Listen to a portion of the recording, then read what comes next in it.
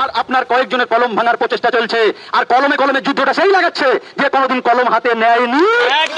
112 জন লিখে রাখুন, ডক্টর নাইয়া বলে দিচ্ছে 112 জন কলেজের মুখ দেখেনি এই পশ্চিমবঙ্গের এমএলএ আছে। তারা শিক্ষানীতি করবে, আর সেই শিক্ষানীতিতে একজন কলেজের প্রফেসর রাস্তায় দাঁড়িয়ে দুটো কথা বলতে পারবে না, আর যদি বলে তার বিরুদ্ধে এফআইআর হবে। কি ধরনের রাজনীতি চলছে, আর কি ধরনের সমাজনীতি চলছে, কি ধরনের নেতা, কি ধরনের নেত্রী, আর কি ধরনের মুখপাত্র, আমার তো এই প্রশ্নটাই করতে লজ্জা লাগছে।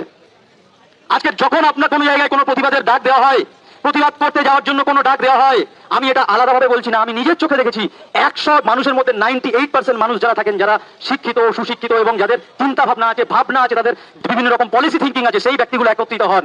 আর কাদের বিরুদ্ধে একত্রিত হচ্ছেন? যারা কোনোদিন কলেজের মুখ দেখেনি। এটা বলতে লজ্জা করে। এটা সোনার বাংলা আজকের তৈরি হয়নি, যুগে যুগে তৈরি হয়েছে। লক্ষ লক্ষ মানুষ রক্ত দিয়েছে এই বাংলা করতে। এই বাংলাটা কোনো হয় কলঙ্কিত হতে আমরা দেবো না। পড়াশোনা শিখেছি, কারোর দয়ায় নয়, মেধা আছে। এই বাংলার মাটি, এই বাংলার বায়ু, এই বাংলার জল নিয়ে আমরা মানুষ হয়েছি। এই বাংলাকে যদি ফিরিয়ে দিতে হয়, আমাদেরকে এই বাংলার গৌরব ফিরিয়ে দিতে হবে। আর সেই গৌরবটা হবে শিক্ষা, সংস্কৃতি এবং ভাবনার ফিরিয়ে দেওয়া। এই যুদ্ধটা আমাদের করতে হবে। এই দুটো ছাগল পাগলের ছবি নিয়ে আমাদের যুদ্ধ করলে হবে না, এটা মাথায় রাখতে হবে। সিস্টেমে একজন ব্যক্তির কোনো যে ভ্যালু নেই, সিস্টেমে এই ডক্টর নাইয়ার কোনো ভ্যালু নেই, সিস্টেমে আরেকজন 2-4 জন মানুষ কোনো ভ্যালু নেই। কিন্তু 2-4 জন মানুষকে ভয় দেখিয়ে দিয়ে যখন পাল্টা কোনো কোর্টের থেকে সমালোচনা হয়, আপনারা হয়তো মানবেন না, বিশ্বাস করুন।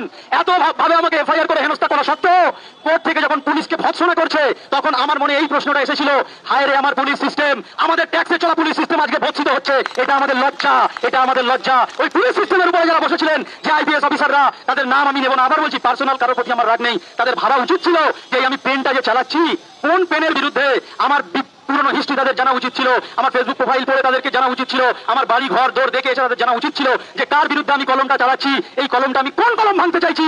যে কলম চাইছে অন্ধকার দূর হোক, যে কলম চাইছে নতুন আলো